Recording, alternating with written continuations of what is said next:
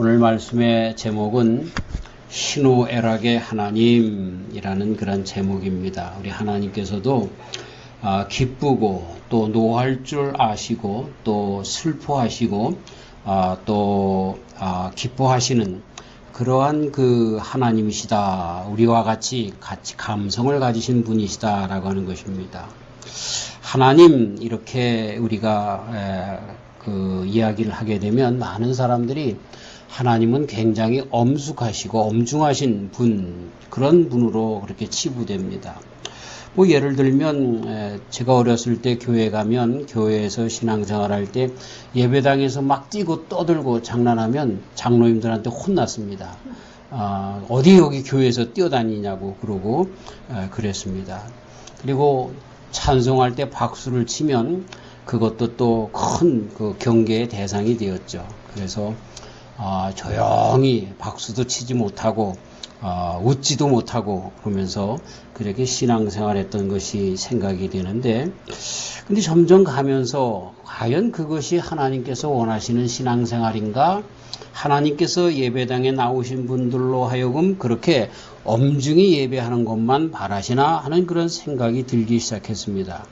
그러다가 다윗 왕이 하나님의 법궤를 자기의 시원성으로 메고 들어올 때 그 앞에서 이 옷이 중등볼기까지 내려가도록 그 왕된 사람이 많은 백성들 앞에서 천한 그런 춤꾼처럼 기뻐하면서 그 하나님의 여호와 하나님의 법궤를 하나님 앞에서 어린아이처럼 기뻐하면서 춤추는 모습, 그리고 오히려 하나님께서 그 모습을 기뻐하신 것처럼 기록된 그런 모습들을 보면서 우리가 주님 전에 나와서 기뻐하며 찬송하며 박수치며 또 그것이 또 허락되는 사람들은 일어나서 춤까지 추면서 그 기쁨을 다 발휘하는 것, 이것도 괜찮겠구나.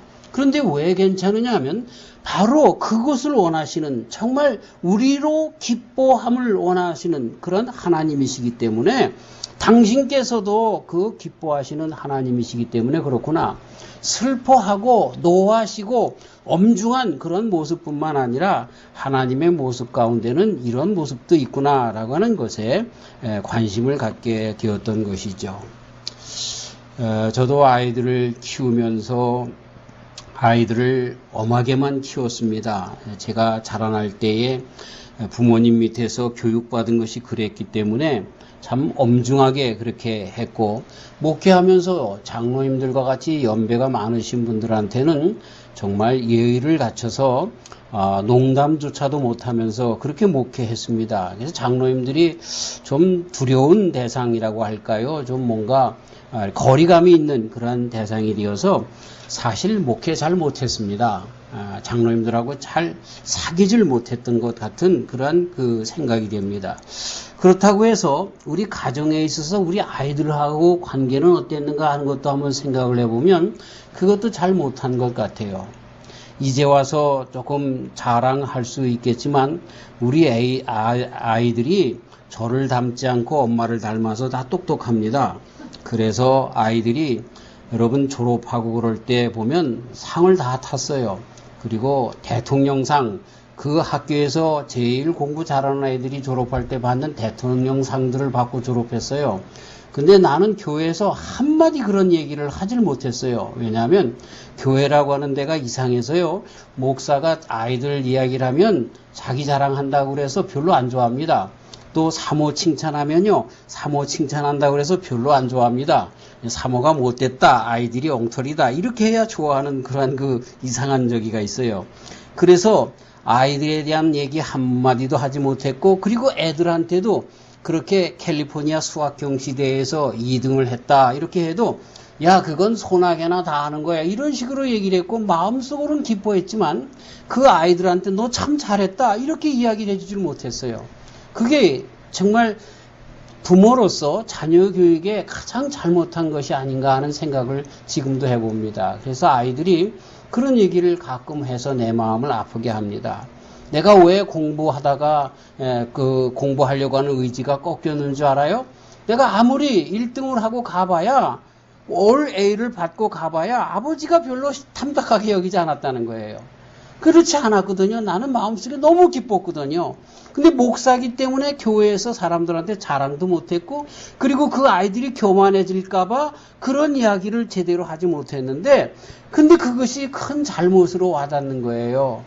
야, 너 정말 잘했다. 정말 하나님께서 너에게 그렇게 축복해 주셨구나 라고 하면서 그렇게 그들에게 자랑을 해주고 기뻐해 주었으면 얼마나 이 아이들이 더욱더 정말 그 모든 것을 정말 다 해서 더 열심으로 했겠는가. 자기를 알아주는 아버지, 자기를 알아주는 부모님이 있기 때문에 더 힘차게 했을 것이라고 하는 그런 생각을 하면서 이것이 내 정말 부모로서의 자녀 교육의 큰 잘못이구나 하는 생각을 해봅니다. 많이 늦었습니다.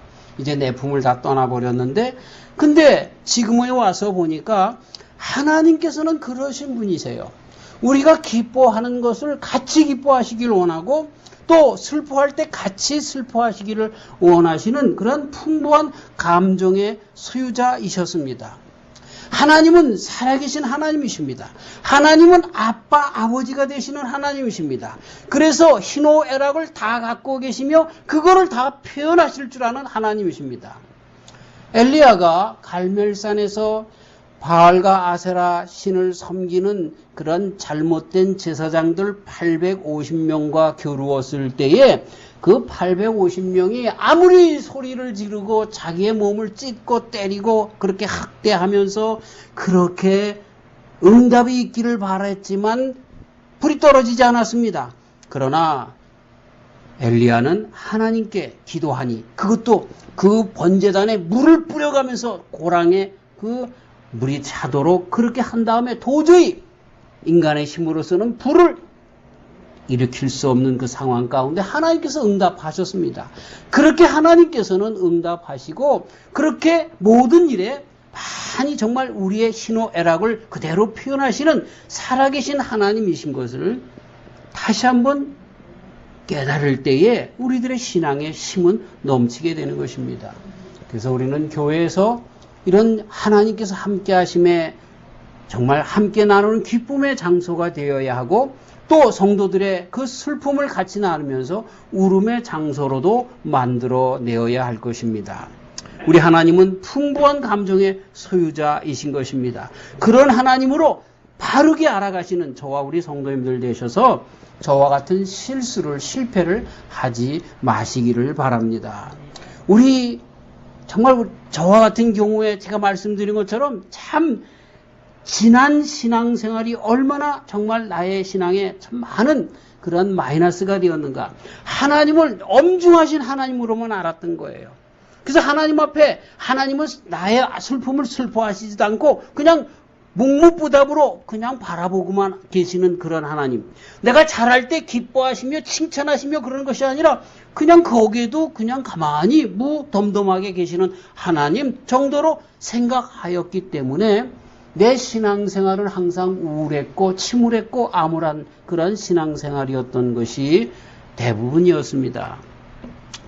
그러나 하나님은 무지개 색깔을 띤 스펙트럼처럼 다양한 감정을 가지신 하나님이십니다. 그리고 또 그것을 언제나 나타내 보이시는 그런 풍부한 감정의 소유자이신 것을 다시 한번 발견하게 될 때에 우리의 신앙은 정말 하나님께서 원하시는 하나님의 사람들로 나아가게 되고 활력 있는 신앙생활을 드디어 하게 되는 것입니다. 특별히 우리가 누군지를 우리 하나님이 분명히 알고 나의 기쁨을 같이 기뻐해 주시고 나의 슬픔을 같이 슬퍼해 주시고 나의 잘못을 화를 품으시고 또 거기에 벌을 주시는 하나님, 이런 나와 함께 하시고 언제나 함께 하실 뿐만 아니라 나에게 정말 희노애락을 그대로 표현하시는 하나님이신 것을 알게 될 때에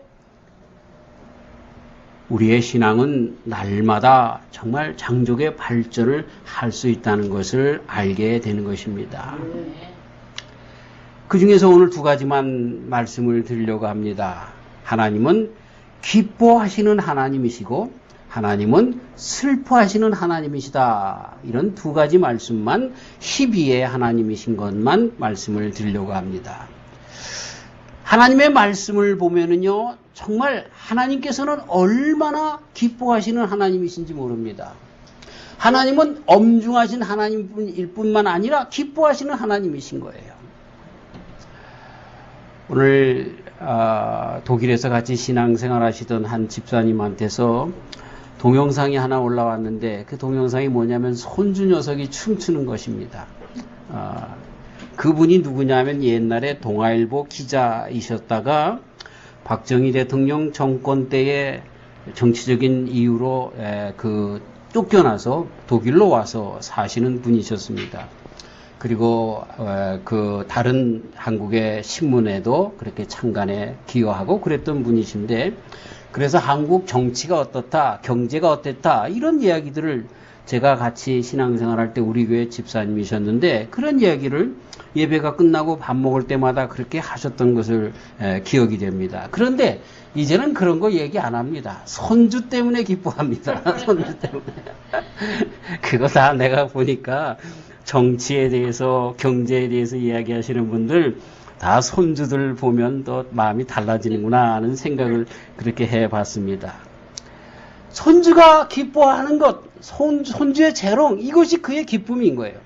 하나님께서는요, 할아버지 중에도 한참 할아버지 아닙니까? 그래서 우리 인생의 모든 것을 아시고 인생의 그 어떤 할아버지보다 더 깊은 할아버지의 마음을 가지신 분이 우리 하나님이십니다. 그런데 그 하나님 아버지께서 가지고 계신 마음이 뭐냐면 우리 때문에 기뻐하는 거예요. 우리 누구? 하나님의 사람들, 하나님의 자식들, 성도들로 인하여 기뻐하시는 분이시구나 라고 하는 것을 보게 됩니다. 성경 전체는 기뻐하시는 하나님이라는 뜻이 얼마나 많이 서려져 있는지 모릅니다. 창세기 1장에서 보시기에 좋았더라. 이 말은 무엇입니까? 야, 기쁘다, 그런 얘기입니다. 하나님께서 천지를 창조하시고 에이 괜히 창조했네, 그게 아니라 하나님께서 인간을 창조하시고 아담과 이브를 만드시고 에이 괜히 만들었네가 아니고 내가 참 잘했구나, 그러면서 기뻐하신 하나님이셨다라고 하는 것입니다. 사랑하는 성도 여러분, 하나님께서 저와 우리 성도님들을 이 세상에 낳게 하시고 참 잘하신 것으로 기뻐하시는 하나님이신 것을 잊지 마시기를 주의 이름으로 축원합니다. 많은 사람들이 우울증 가운데 자살의 지경까지 나가고 나는 참 아무것도 아니야 라고 하는 자기 비하로 나가서 인생을 참 막 살거나 또는 정말 극단적인 결단까지 하는 것을 보게 되는데, 우리 하나님에게 다시 한번 눈을 돌려야 하는 것입니다. 아, 내가 참 잘했구나. 우리 하나님 그렇게 생각하시는 바로 나라는 거예요. 하나님께서 만드신 피조물들이 나를 뭐라고 하는지 모르지만, 인터넷에 댓글로 나에게 뭐라고 나쁘게 얘기하는지 모르지만, 그러나 하나님은 나를 그렇게 안 한다는 거예요. 내가 한 일 중에 가장 잘한 일이 바로 내가 번일을 창조하신 것이구나 라고 말씀하시는 하나님이라는 거예요. 할렐루야. 네. 성경 전체에서 하나님은 행복에 겨워서 그 감정을 여기저기에서 나타나 보이고 있습니다. 특별히 그의 백성들이 그분을 영광스럽게 하는 행동을 보시면 그것 때문에 얼마나 기뻐하시는지 모릅니다. 성도가 정말 견디기 힘든 상황에서 그런데도 불구하고 믿음을 굳건히 지키며 나가면 그 모습을 우리 주님이 얼마나 기뻐하시고 칭찬하시며 기뻐하시는지 모릅니다. 자기 백성이 서로 나누는 온화한 사랑, 서로에게 정말 사랑에 겨운 그런 교제를 나누는 걸 보면 이것 때문에 얼마나 우리 하나님 마음 기뻐하시는지 모릅니다. 오늘 봉독한 말씀이 그걸 보여주고 있습니다. 너의 하나님 여호와가 너희 가운데 계시니 그는 구원을 베푸실 전능자시라.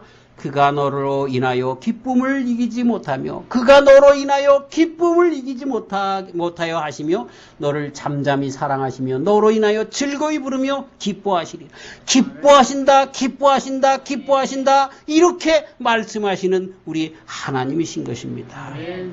하나님께서는 그래서 그 천사들을, 그 성도들을, 천사나 악마들 모두 보는 앞에서 그의 백성으로 인해서 기쁨이 넘쳐나신다고 자랑을 하시는 것입니다. 특별히 하나님의 말씀 가운데 서 있는 자들, 그들에게는 욥과 같은 경우에서 보니까 사단에게까지 자랑하신 하나님이라고 기록하고 있는 것입니다.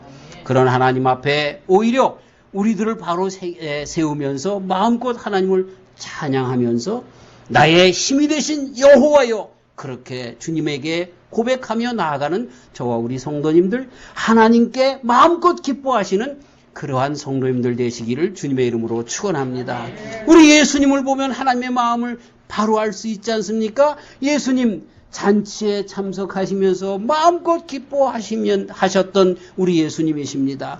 제자들이 전도 여행을 마치고 돌아왔을 때 얼마나 기뻐하셨는지 모릅니다. 또 그렇기 때문에 많은 사람들이, 이 바리새인들이 뭐라고 얘기합니까? 그 예수는 먹고 마시는 자다, 이렇게까지 자기네들은 금식하며 금욕하며 그렇게 엄중하게 세상을 살아가는데, 저 예수라고 하는 사람은 돌아다니면서 창기와 또 이런 모든 죄인들과 함께, 세리들과 함께 먹고 마시는 자다, 이렇게까지 별명을 얻기까지 할 정도로 예수님은 삶을 참으로 기뻐하시며, 그리고 성도들로 하여금 함께 기뻐하셨던 그런 분이십니다. 사랑하는 성도 여러분, 성도들과 함께도 기뻐하시고 하나님 안에서 기뻐하시고, 특별히 나를 보시는 우리 주님께서 나 때문에 기뻐하신다는 것을 생각하면서 나가시는 저와 우리 성도님들 되시기를 주의 이름으로 축원합니다. 아멘. 오늘 말씀은 다른 사람들이 아니라 하나님께서 저에게 주시는 말씀이기 때문에 은혜가 됩니다. 아멘. 저도 많이 침체해져 있는 삶 가운데 사는데, 그래서는 안 되지, 하나님 나를 얼마나 기뻐하시는데, 그렇게 마음속에 힘을 얻게 되는 말씀인 것입니다. 자, 또 한 가지는 슬퍼하시는 하나님이십니다. 언제 슬퍼하셨습니까? 나사로 죽음 앞에서 눈물을 흘리셨습니다. 예루살렘을 보고 우셨습니다. 예수님이 우신 사건은 그 두 가지입니다. 그래서 슬퍼하셨다라고 하는 것에 가장 큰 대명사 눈물로 표현되는데, 나사로의 죽음 앞에서 예루살렘을 보고 우셨습니다. 자, 그런데 이런 슬픔의 때를 보면 우리 예수님께서 이 예루살렘을 보며 탄식하며 저들이 목자 없는 양 같구나라고 그렇게 말씀하셨습니다. 나사로를 보면서 나사로가 다시 소생할 것을 아셨지만, 그럼에도 불구하고 인생은 다 죽음에 처할 수밖에 없는 것을 보고 슬퍼하셨습니다. 왜 죽음에 처하게 되었습니까? 아담 안에서 모두가 다 그 죄의 싹은 사망이기 때문에, 이런 그 사망 때문에 슬퍼하신 것입니다. 그리고 지금도 많은 사람들이 그 죄 때문에 죽어가기 때문에 슬퍼하신 것입니다. 우리 하나님의 슬픔, 그리스도 예수님 안에서의 슬픔은 우리의 슬픔과는 다릅니다. 우리의 슬픔은 뭡니까? 육신의 정욕, 안목의 정욕, 이생의 자랑이 제대로 이루어지지 않기 때문에 안타까움에 이루어지는 그런 욕정으로 말미암은 슬픔이 대부분이지만, 우리 하나님의 슬픔은 나사로의 죽음 앞에서 예루살렘을 보고, 그래서 그 가운데 보는 것은 모든 인생 전체에 대한 슬픔이었습니다. 특별히 지옥으로 향하여 나가는 그들을 바라보며 절대적인 안타까움에 하신 슬픔이었던 것입니다.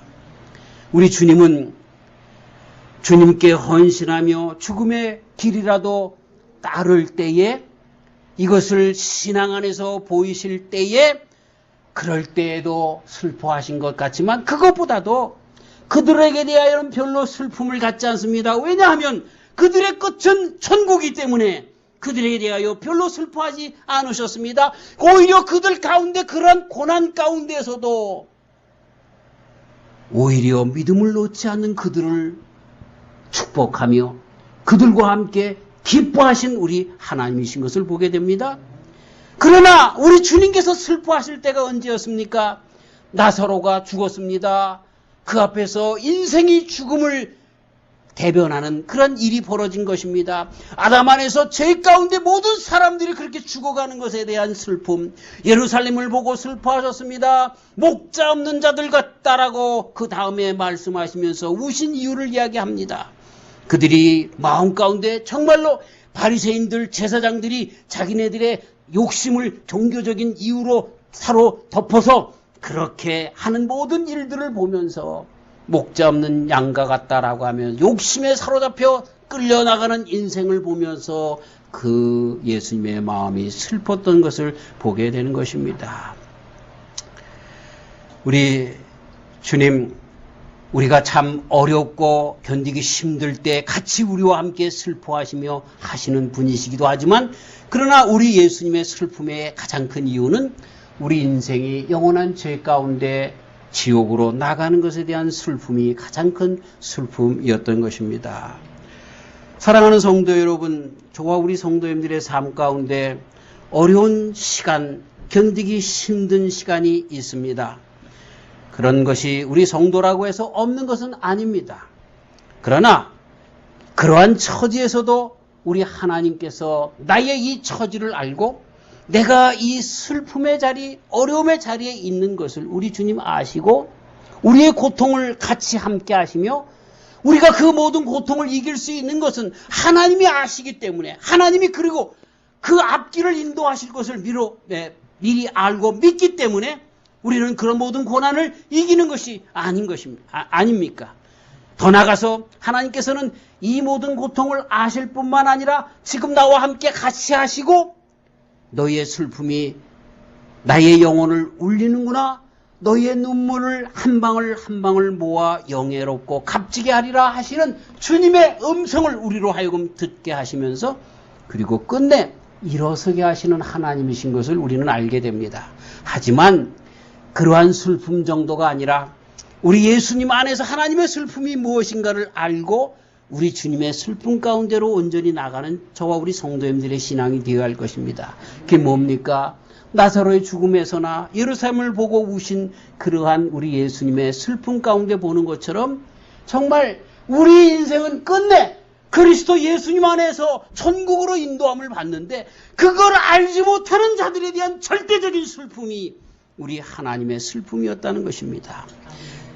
간단하게는 내 슬픔이 하나님의 슬픔이 되는 겁니다. 내가 세상에서 살면서 나의 어려움 이런 것들이 하나님께서 다 알고 계신다는 슬픔이 하나님의 슬픔이 되지만, 그러나 그것보다도 절대적인 하나님의 슬픔은 구원받지 못한 자들에 대한 그 안타까움이 슬픔인 것을 알아서 이제 저와 우리 성도님들의 슬픔은 이 세상에도 고난과 어려움과 역경은 다 주님에게 맡겨드리고 믿음으로 붙잡고 나아가며 그리고 하나님의 슬픔을 알아서 그 많은 영혼들을 구원하는 데까지 나아가는 그러한 주님의 슬픔에 동참하시는 귀한 우리 성도님들 다 되시기를 주님의 이름으로 축원합니다. 하나님 아버지 감사합니다. 오늘 이미 우리 선교사님의 선교 보고를 통해서 하나님께서 살아계심과 역사하신 것, 그리고 끝내 택한 자들을 통해서 그 일에 순종하는 자들에게 놀라운 일들을 하는 것을 보게 되며 끝내 모든 일들을 끝내고 돌아온 그 70명의 제자들에게 정말 함께 기뻐하며 하나님 앞에 영광 돌렸던 것처럼 그렇게 나가는 것을 가르쳐 주시니 감사합니다. 하나님 또한 우리 주님께서는 우리와 함께 살면서 기뻐하시는, 그리고 천국의 백성된 우리와 함께 그 기쁨을 감추시지 못하시는 분인 것을 가르쳐 주심을 감사합니다. 우리 하나님은 기뻐하시는 종입니다. 나의 생명, 나의 인생, 이것이 얼마나 하나님 앞에 기쁨이 되는가를 다시 한번 깨닫게 하여 주시고, 그래서 세상 사람들이 뭐라 한다 할지라도, 세상의 환경과 처지가 어떻다 할지라도 우리는 하나님 안에서 기뻐하며 살아가는 하나님의 기쁨의 사람들이 되어질 수 있도록 축복하여 주시옵소서. 또한 우리 하나님께서는 성도된 우리들의 모든 슬픔을 아시고 근심과 걱정을 아시고 나와 함께 같이 슬퍼하여 주시기도 하시는 하나님이시기도 합니다. 그러나 아버지 하나님, 이런 모든 슬픔에서 우리들의 눈에서 눈물을 씻기시며 우리의 탄식과 기도를 들어주실 뿐만 아니라, 그러나 절대적인 슬픔을 갖고 계신 분이신데 바로 그것은 지옥으로 나가는, 죄로 말미암아 죽는 인생에 대한 슬픔이요, 또 목자 없는 양과 같이 유리하는 그런 백성들에 대한 슬픔이라고 하셨사오니, 이미 주의 백성된 우리가 그 그리스도 예수님의 복음을 가지고 우리 예수님의 그 슬픔을 오히려 조금이라도 감해 드릴 수 있는 자리까지 나가는 전도자들의 삶을 살아갈 수 있도록 우리들을 인도하여 주시옵소서. 감사하옵고 예수님의 이름으로 기도하옵나이다. 아멘.